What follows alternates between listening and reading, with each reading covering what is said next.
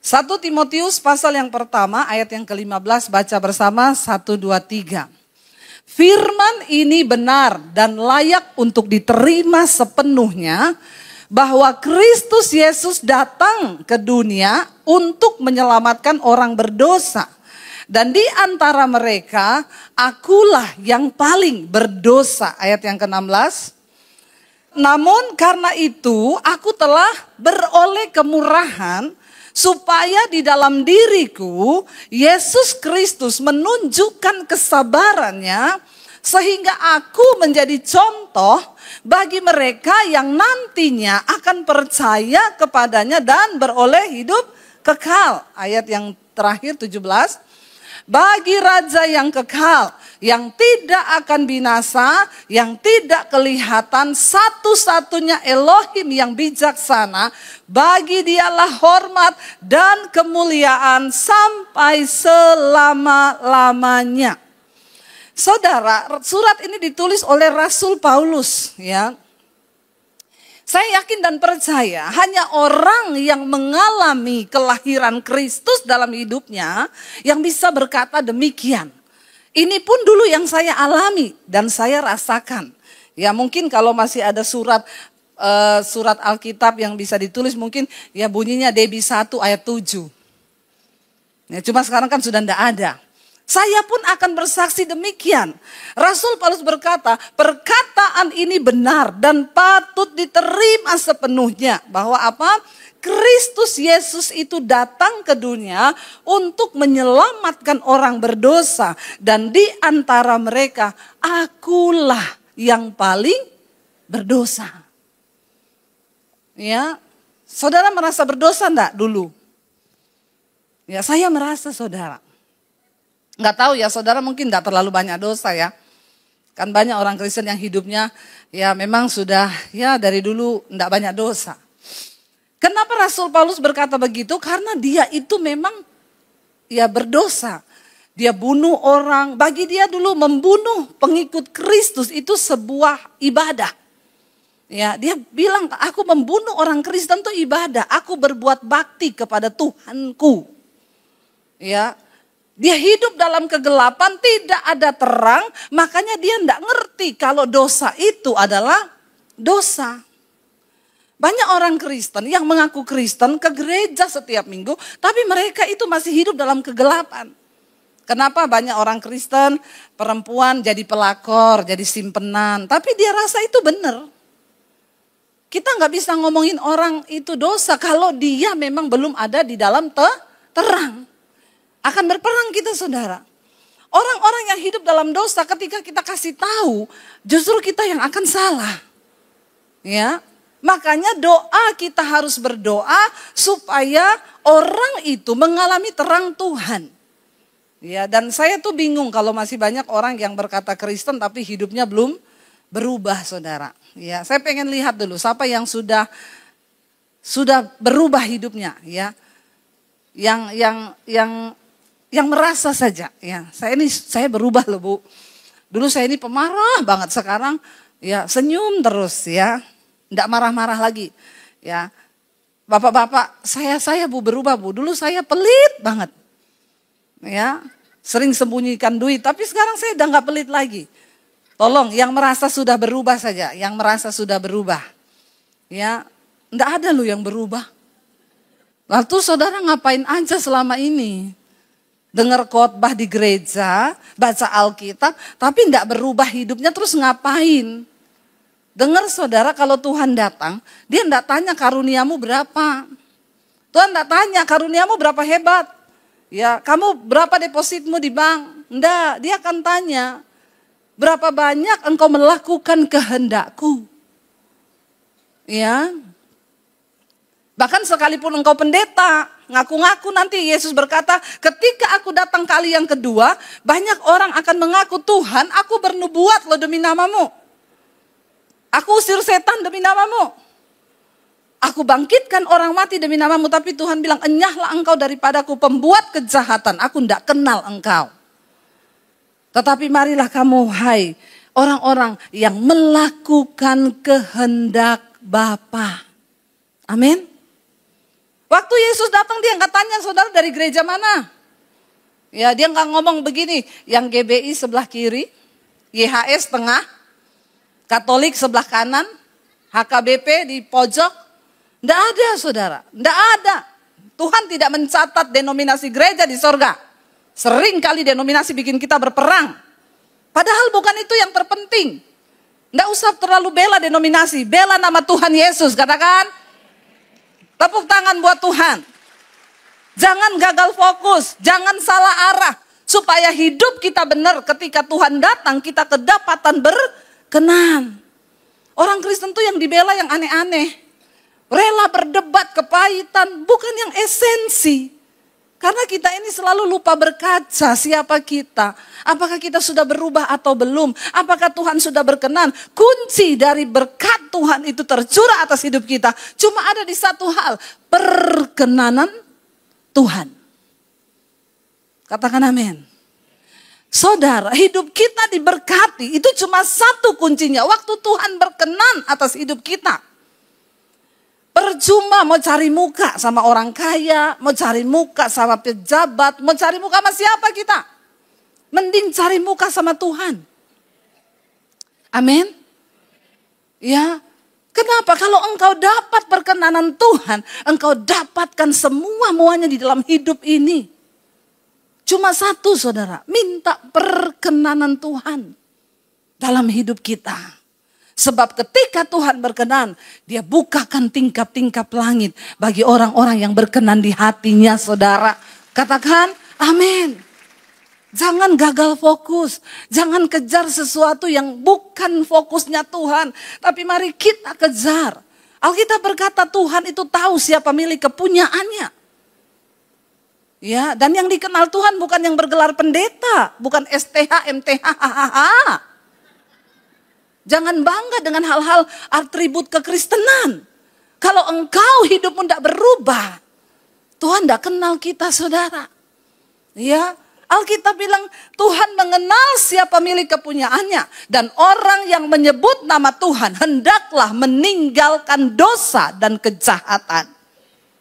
Itu yang terpenting di dalam hidup ini. Rasul Paulus begitu menyadari bahwa dia tadinya orang yang berdosa, kotor hidupnya. Tapi ketika Yesus datang, Tuhan mengubahkan. Kenapa kita berubah? Waktu kita buka hati.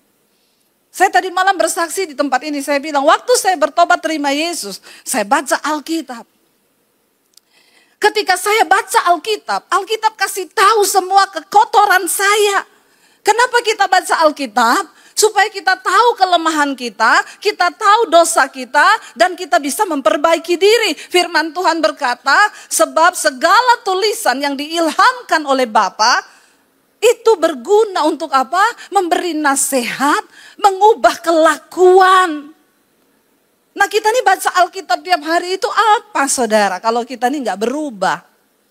Yesus datang mengubahkan hidup kita. Ya.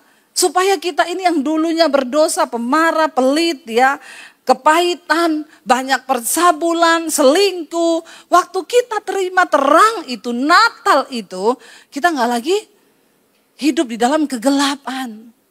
Rasul Paulus berkata, perkataan ini benar. Ya, dan patut diterima sepenuhnya. Kristus Yesus datang ke dunia untuk menyelamatkan orang berdosa.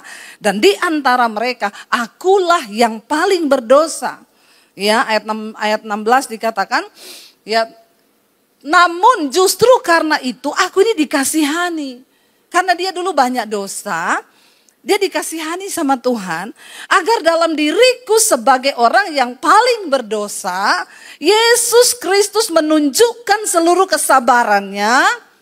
Jangan berhenti di situ kalau baca Alkitab. Sehingga banyak orang merasa kalau dia berdosa semakin dikasihi Tuhan.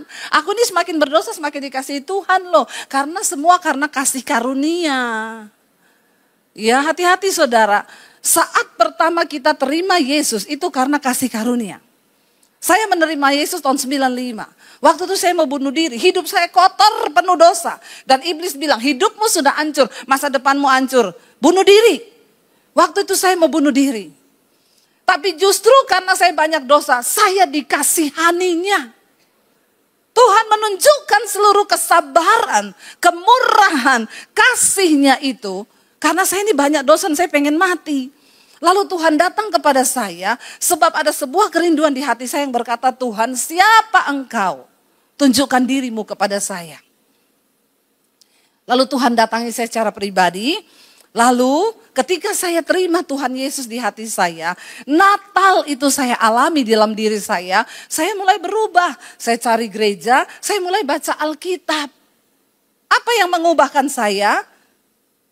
Waktu firman Tuhan saya baca. Bukan nasihat orang tua saya dari dulu nasihatin saya, jangan pulang malam ya. Saya dilarang pulang malam, saya pulang jam 12 malam.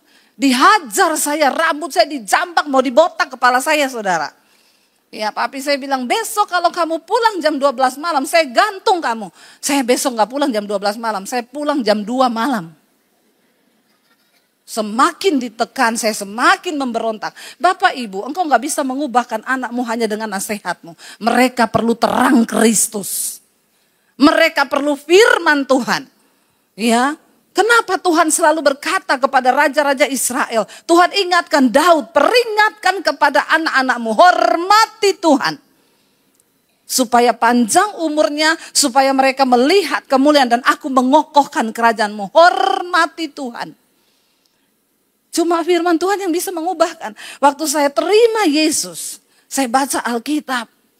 Tadi malam saya saksikan, saya tulis semua urutan dosa saya.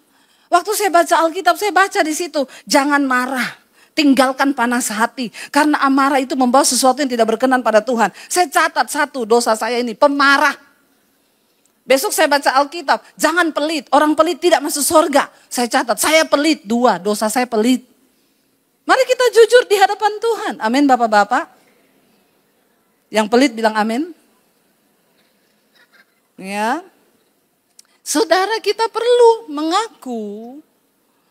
Alkitab bilang Yesus itu datang. Ya, karena hanya orang sakit yang butuh dokter. Yesus datang sebagai tabib yang ajaib, memulihkan, menyembuhkan. Tapi bagaimana mungkin engkau bisa disembuhkan kalau engkau enggak merasa engkau sakit. Orang Kristen itu enggak pernah merasa sakit. Padahal banyak yang sudah sakit jiwa. Saudara marah-marah, tukang tersinggung itu sakit jiwa loh saudara. Di dalam jiwa manusia itu ada pikiran, perasaan dan kehendak. Kalau engkau marah berantem suami istri enggak bicara 3 hari 3 malam. Kau lagi sakit jiwa itu, bentar lagi gila. Loh bener. Ya hati-hati loh, kita harus. Makanya Daud dia berkata, hai jiwaku, mengapa engkau gundah gulana di dalam aku? Pujilah Tuhan, hai jiwaku. Engkau marah sama seseorang, berkatakan pada jiwamu, hei jiwaku, jangan marah ya. Tinggalkan panas hati itu. Aku mau melepaskan pengampunan. Itu kekristenan saudara, itu orang yang sudah menerima Tuhan Yesus. Tapi banyak orang Kristen, hidup sih, ngomongnya Kristen sih. Tapi hidupnya masih diikuti setan. Tapi dia tidak merasa. Saya pernah melayani ada seorang ibu di Jakarta. Dia kena COVID saudara, setelah kena COVID itu ya dia koma. Waktu dia kena COVID dia koma di rumah sakit. Waktu dia kena koma, ya saya ditelepon saudara. Mamahnya bilang, Bu doain anak saya Bu, dia kena COVID, dia koma Bu. Gini. Saya bilang, Bu percaya ya, kalau belum waktunya mati enggak mati. Sudah enggak usah takut, enggak mati kalau belum waktunya mati. Akhirnya benar anaknya itu melewati masa kritis setelah beberapa hari. Dia sembuh, mamanya telepon saya lagi. Bu Debbie terima kasih Bu, anak saya sudah sembuh, sudah sadar, sekarang sudah pindah ke ruang biasa. Tiba-tiba seminggu kemudian, Bu ada yang aneh dengan anak saya. Kenapa? Sejak dia sembuh dari koma itu, sekarang dia bisa lihat setan dengan mata. Dengan mata jasmani. Dia bisa lihat setan Bu. Ya, tadinya tuh enggak bisa. Saya bilang, masa iya sih Bu? Iya benar. Coba anak ibu suruh telepon saya besok. Besok saya ditelepon sama anaknya. Dia bilang, Bu Debbie tolong saya Bu. Saya sangat terganggu Bu dengan ini. Masa saya bisa lihat setan kasat mata Bu. Lah saya ini dokter, saya kerja di rumah sakit. Saya masuk di ruang ICU itu setan semua isinya Bu. Kuntilanak, yang model monster, yang model ini. Aduh saya tiap hari menengking Bu. Kadang saya lagi tangani pasien tiba-tiba dari bawah kolong keluar kepala. Saya teriak, aduh Tuhan. Lalu ya pasiennya tanya, kenapa Bu dokter? Ada kecoa. Karena saya takut Bu, dia bilang. Ya, dia bilang saya pergi sama suami saya ke air terjun di hutan Bu. Itu isinya di hutan tuh setan semua, tapi setannya beda sama di kota. Ya, setannya itu di hutan tuh modelnya monster kayak binatang begitu. Dia punya mata 5, kepalanya berapa.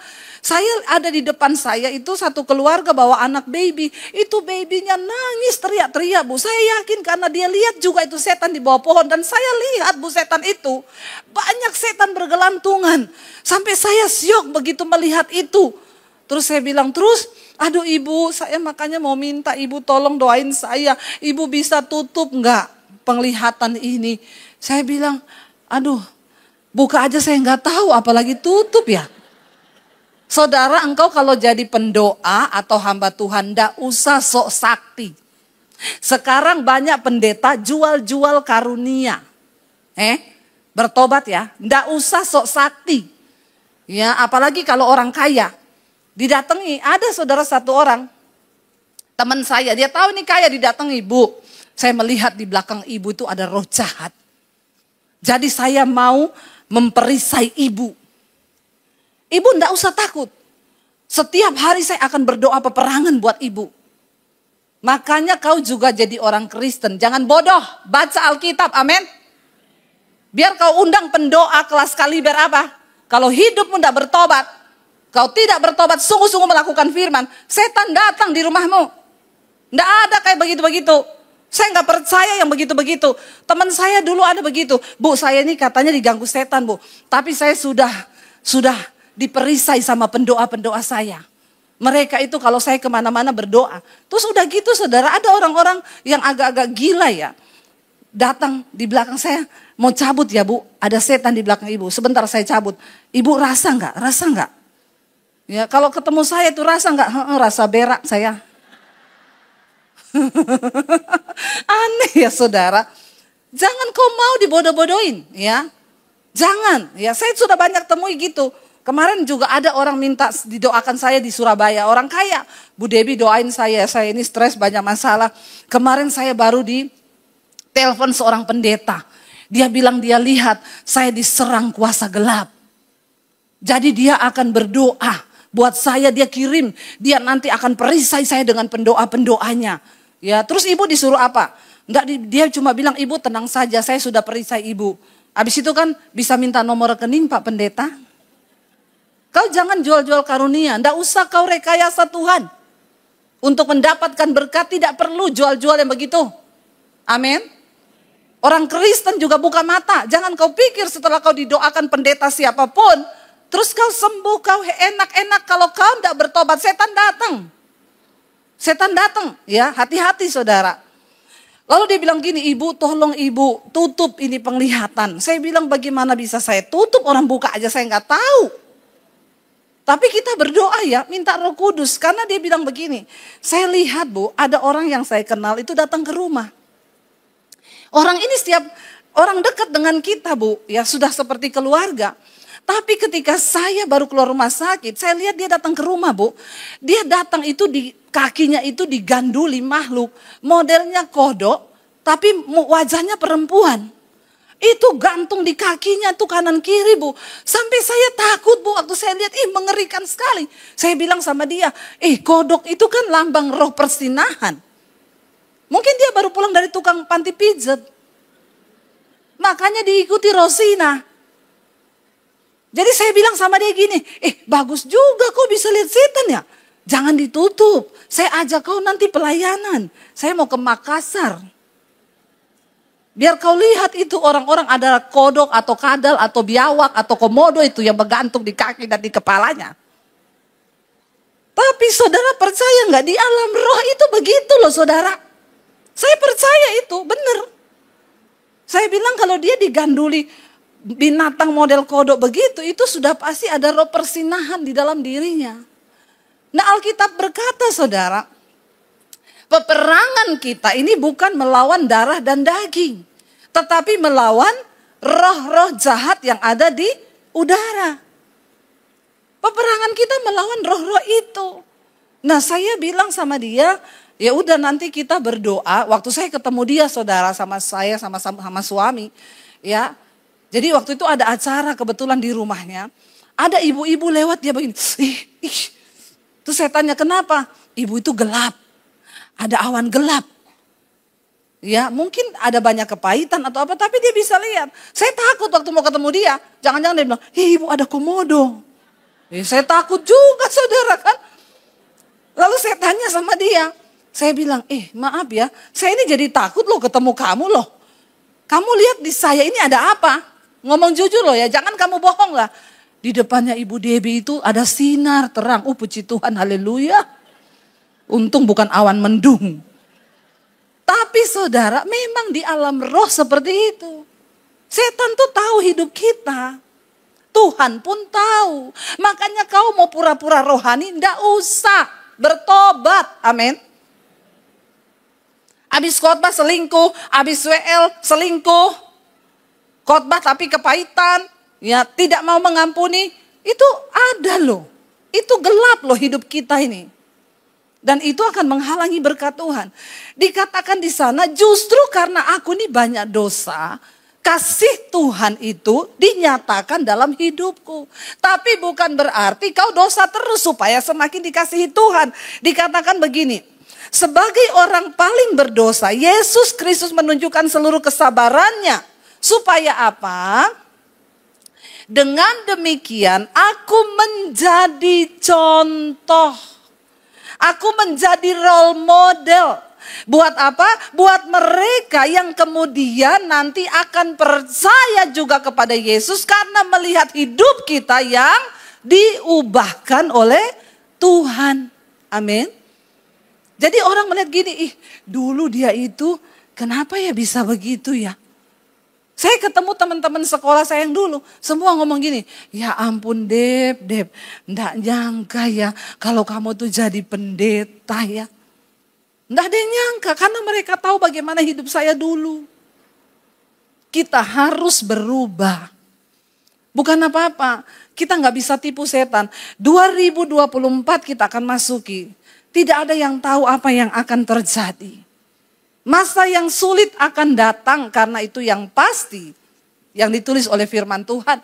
Bahwa di akhir zaman akan datang masa yang sukar. Tapi Alkitab bilang, orang yang hidup sungguh-sungguh mencari perkenanan Tuhan.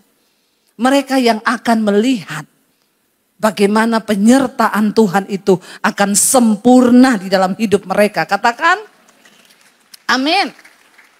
Bahkan Tuhan sedang mencari orang-orang yang bisa dia percayai untuk menjadi kepanjangan tangan Tuhan di hari-hari ini, saudara. Marilah kita sungguh-sungguh menjadi orang yang bisa dipercaya oleh Tuhan. Ya, jangan sampai ada kodok, kadal, komodo, biawak gantung di badan kita ini. Ya, hati-hati. Jadi waktu malam itu selesai ibadah di rumahnya, saya masuk ke kamar dan saya berdoa dengan dia, saya ambil gitar, saya naikin pujian, saya bilang minta sama Tuhan, hari ini Roh Kudus ada di sini. Roh Kudus yang akan melepaskan. Kalau kamu merasa terganggu lihat-lihat setan begitu, bilang Tuhan saya mau ditutup mata ini supaya saya nggak bisa lihat yang begitu. Ya akhirnya kami berdoa, setelah selesai berdoa ya saya cuma tumpang tangan pulang. Besoknya saya telepon dia. Saya bilang, bagaimana masih lihat? Puji Tuhan Bu, sudah tidak. Ya, sudah tidak bisa lihat lagi sekarang. Puji Tuhan. Saya bilang sebenarnya sih saya maunya jangan ditutup. Ya, karena gereja butuh orang-orang yang begitu. Ya, tapi ada yang ngaku-ngaku sih. Jadi saudara jangan percaya karena banyak yang ngaku-ngaku. Biasanya kalau yang bisa lihat gitu malah dia nggak suka, nggak mau. Saudara, Mari ya kita hari-hari ini akan diuji oleh Tuhan. Natal itu apa? Natal adalah peristiwa Kristus datang di hidup kita. Saya kemarin pelayanan, saya tutup dengan kesaksian ini. Saya kemarin pelayanan di Surabaya. Lagi saya di ruang pembicara menunggu ibadah yang berikutnya. Ada pengerja masuk, Bu Debi, ada seorang jemaat. Katanya dia jemaat ibu di YouTube. Dia mau ketemu ibu. Dia dari Balikpapan, dari Kalimantan. Dia khusus datang ke Surabaya karena kepengen ketemu ibu. Oh, ya udah kasihan Bu jauh-jauh. Ya udah suruh masuk, saya bilang. Dia masuk, saudara. Begitu masuk dia peluk saya langsung nangis. Ibu Debi terima kasih, Ibu terima kasih. Saya ini menjawab kerinduan almarhum suami saya yang meninggal 2 bulan yang lalu. Dia minta saya harus ketemu sama Ibu Debi untuk mengucapkan terima kasih. Ya, dan nanti saya juga mau foto sama ibu. Fotonya ibu mau saya bawa di kuburan suami saya. Aduh agak horor ya. Agak horor saya bilang ya. Ibu jangan ditaruh di kuburan foto saya ya ibu ya.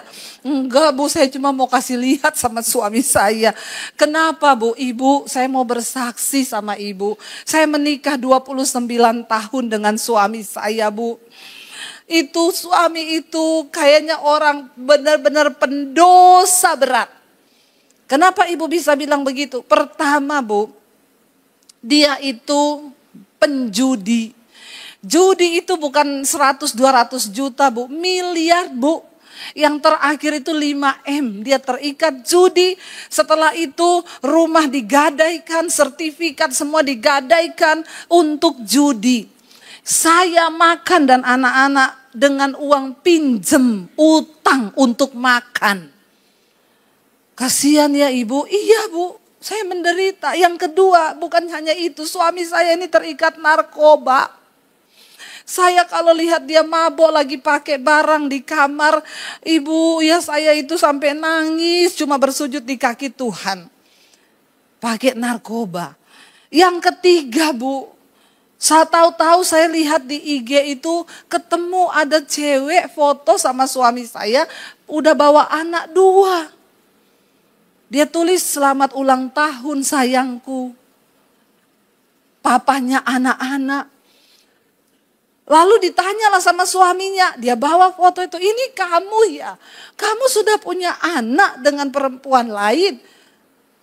Yang ada Bu, saya pikir dia menyesal, kaget, saya tahu saya dihajar, dipukulin saya sampai babak belur di lantai dan jari kaki saya putus.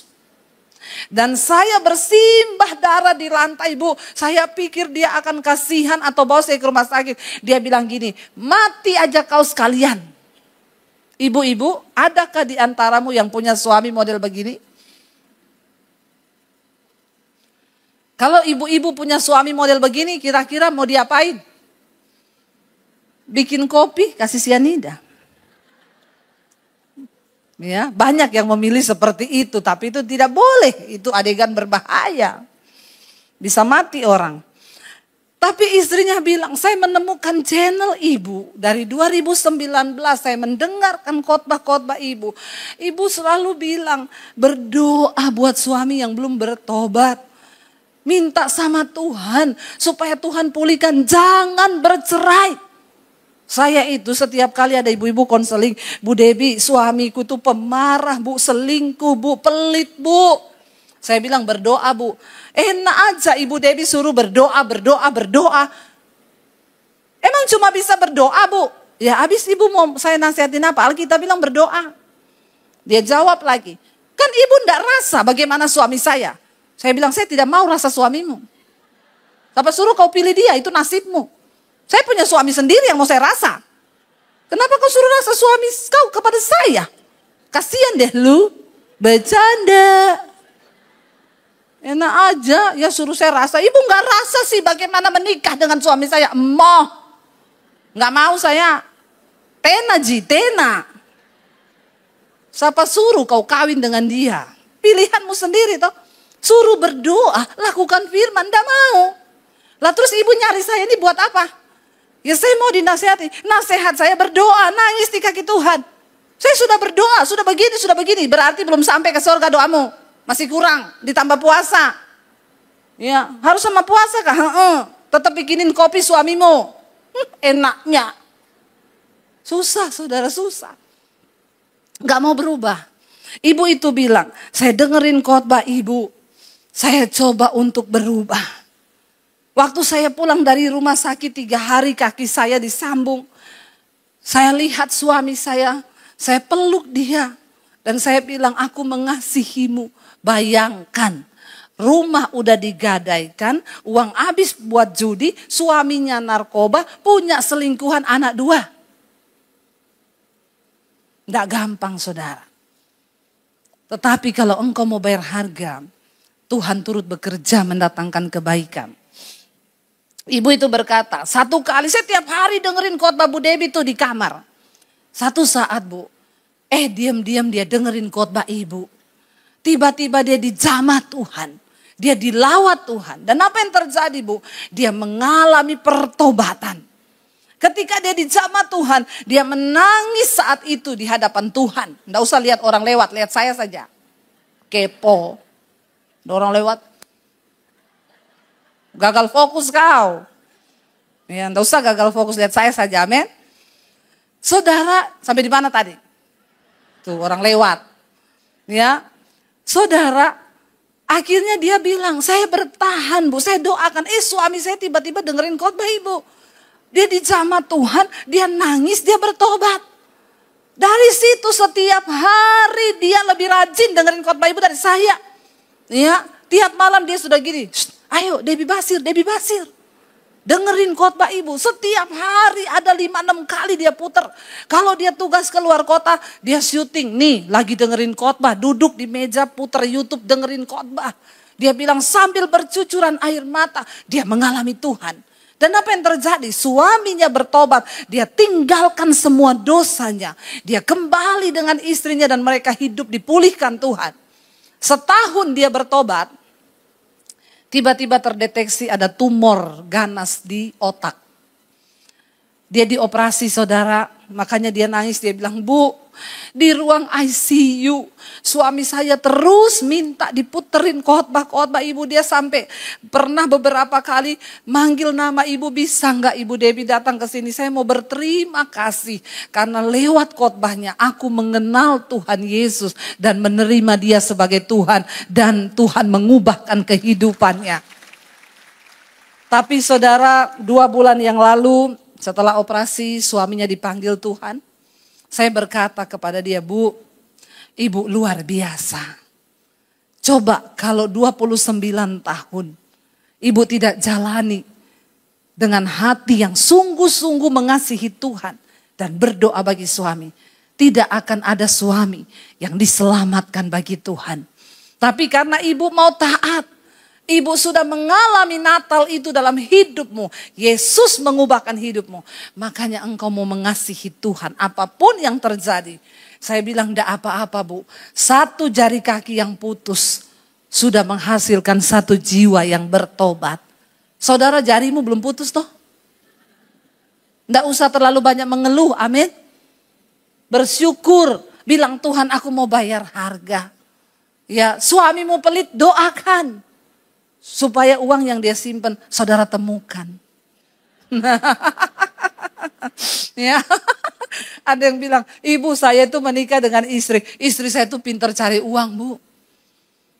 Saya simpan di mana itu uang, dia temukan terus. Ya, jadi banyak uang sial di rumah saya. Kenapa bisa sial? Udah diumpetin, lu temuin juga, sial banget tuh duit. Bapak Ibu, mari. Waktu Yesus hidup dalam hidup kita, lahir dalam hidup kita, rumah tangga kita diubahkan. Suami istri hidup dalam kasih sayang. Saya sama suami saya tiap hari pelukan loh. Loh bener kok ketawa? Kenapa sudah tertawa? Nggak pernah ya pelukan sama istrinya ya? Ya, tiap hari pelukan saudara. Ya, nggak apa-apa bangun pagi berpelukan. Terima kasih Tuhan buat suamiku yang luar biasa. Terima kasih buat istriku yang luar biasa. Amin. Coba suami istri yang datang lihat-lihatan bilang, Mah, Pah, besok kita pelukan ya. Cepat lihat istrinya, lihat suaminya, cepat. Jangan lihat istri orang. Jangan kau lihat suami orang. Lihat istrimu sendiri, lihat suamimu sendiri. Ya, ayo kita datangkan sorga di hidup kita. Hidup ini singkat saudara. Jangan kau habiskan dengan bombe-bombe terus tiap hari. Berantem, marahan, ribut, tidak ada damai sejahtera. Sebab kerajaan sorga itu bicara tentang kebenaran, damai sejahtera dan sukacita oleh Roh Kudus. Amin. Ayo kita mau berubah.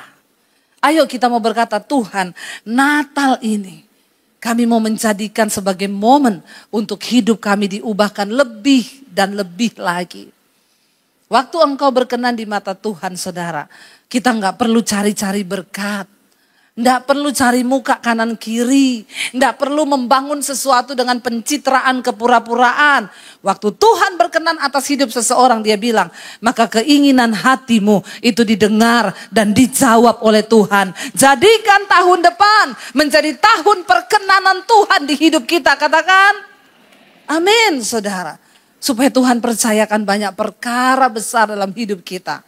Saya bersyukur awal tahun lalu saya dapat visi Tuhan, disuruh bangun sekolah Alkitab misi. Saya bilang, Tuhan dari mana? Saya bukan orang kaya. Saya juga bukan orang pinter. Tuhan bilang, aku enggak cari orang kaya. Aku enggak cari orang pinter. Karena banyak orang kaya tuli. Tapi yang di sini semuanya mendengar. Lalu saya berlutut di kaki Tuhan. Oke Tuhan, saya mau. Aku cari orang yang beriman, kata Tuhan. Saya cuma berkata, saya mau Tuhan. Waktu sudah digambar, dikasih proposalnya, saya bilang sama suami, sekian miliar. Duitnya siapa bangun ini? Lalu saya bilang sama suami, ya terserah Tuhan lah. Saya bilang sama suami saya, gini gampang. Nanti kalau sudah mau pembangunan, kita tulis aja rekening di YouTube saya. Ya, setiap malam yang nonton 50.000, kalau pagi itu hampir 100.000. Sekali live streaming. Sudah taruh aja pembangunan sekolah Alkitab sedang berjalan. Saudara yang mau menabur silahkan transfer ke rekening ini. Pasti banyaklah yang menabur. Tiba-tiba ketika saya mau lakukan itu, Tuhan tegur. Kamu mau mengandalkan kekuatan manusia? Silakan, aku ndak ikut-ikut. Saya bilang sama suami saya, jangan tayangkan nomor rekening di layar kaca, di layar YouTube. Kenapa? Tuhan bilang, silakan kamu sendiri, aku ndak ikut campur. Tapi ketika engkau mau mencari perkenananku dengan iman, maka iman akan melakukan banyak hal yang tidak terbatas oleh pikiranmu. Saya bilang kepada suami, berarti ndak jadi? Ndak usah. Saudara tahu, Desember ini kita mau peresmian sekolah itu sudah berdiri. Sudah jadi. Dan saya melihat bagaimana tangan Tuhan yang besar itu berperkara. Bahkan uang yang sudah kami siapkan untuk pembangunan enggak kepake. Loh hebat enggak Tuhan? Wow enggak? Wow. Bilang Tuhan wow. Saudara, itu tidak hanya terjadi buat saya dan suami. Tuhan sedang mau mencurahkan berkat-Nya bagi orang-orang yang dikenan di hatinya. Makanya hari-hari ini, mari kita mengejar perkenanan Tuhan. Mari kita berkata, Tuhan pakai hidup kami. Ini suara hujan ya? Puji Tuhan ya. Lagi di sini hujan, tepuk tangan dong buat Tuhan. Saya berdoa kemarin, Tuhan 2 hari ini jangan kasih hujan di Makassar. Karena saya dengar tiap sore hujan di Makassar. Ya, tapi puji Tuhan saudara. Ya, Tuhan melakukan yang terbaik. Kami melihat bagaimana Tuhan mencukupi. Terakhir aja saya bilang sama suami. Jadi kita khotbahnya bisa lama ya. Saudara nggak bisa pulang juga toh? Sampai jam berapa khotbahnya? Maunya sampai jam berapa? Anda puas, saya lemes. Saudara, saya bilang sama suami waktu sudah mau selesai awal Desember, saya bilang, Say, itu sekolah sudah mau jadi loh. Kita belum beli furniture loh. Itu semua sudah disumbang, saudara. Tiba-tiba orang, Bu, ibu lagi bangun sekolah misi ya? Saya mau sumbang kasur ya. Dari pabrik kasur, sumbang kasur. Ibu lagi bangun ya? Saya dari distributor Panasonic. Semua yang berbau Panasonic saya kasih ya Bu. Mulai dari AC, lampu, semua Panasonic. Ya silakan kirim ke sana. Dan saya nggak tahu orangnya siapa. Sampai hari ini saya juga nggak kepengen tahu. Saya nggak kirimi ayat tiap hari, enggak. Karena banyak orang tuh kalau sudah tahu orang kaya dikirimi ayat tiap hari. Nggak usah. Nggak usah direkayasa Tuhan itu. Ya, tiba-tiba saudara dari pabrik furniture, saya mau pelayanan di Malang. Ada orang WA, Shalom Ibu Debbie, saya jemaat Mesbah Doa Ibu. Ibu butuh furniture enggak? Kami punya pabrik furniture. Kalau kebetulan ibu mau pelayanan di daerah Malang, ibu boleh mampir di pabrik kami. Ibu lihat apa aja yang ibu butuhkan. Saya dikirimin lemari, saya dikirimin. Kemarin saya bilang sama suami saya gini, kita belum beli bantal loh. Tapi ini sekolah misi yang termewah sih saudara. Ya saya dulu sekolah misi itu tidur di spring bed, udah gak ada bednya cuma spring. Di besi. Ya, saya dulu enggak pakai bantal, tidurnya pakai kardus-kardus Indomie yang adalah buat kita sandaran. Itu saudara, dikirimi bantal dan guling. Saudara bisa bayangkan, kita mau sekolahin pendeta-pendeta dari desa yang mau jadi pendeta, itu nanti buat orang-orang yang tidak mampu dari desa mau jadi hamba Tuhan berangkat ke sana, gratis sekolahnya kalau memang dia nggak bisa bayar. Ini sudah pada mendaftar puluhan dan semuanya enggak mampu. Saya bilang ya memang itu visi Tuhan. Datang yang penting kamu mau jadi hamba Tuhan. Dikirimi bantal dan guling. Saudara bisa bayangkan mereka mungkin di desanya aja gak pernah pakai bantal. Ini dikasih bantal plus guling. Pasti pada gak mau pulang. Karena nyaman dia peluk guling. Saya bilang jangan dikasih guling, bantal tok saja. Apa yang tidak pernah kita pikirkan, yang gak timbul dalam hati, Tuhan sediakan bagi orang-orang yang dikenannya saudara. Karena itu hari ini, biar kita hanya mau menjadi orang-orang yang dikenan Tuhan. Dan biarlah tahun depan kita minta penyertaan Tuhan. Kita mau berkata, penyertaan-Mu Tuhan itu cukup bagi hidup kami. Kita bangkit berdiri bersama.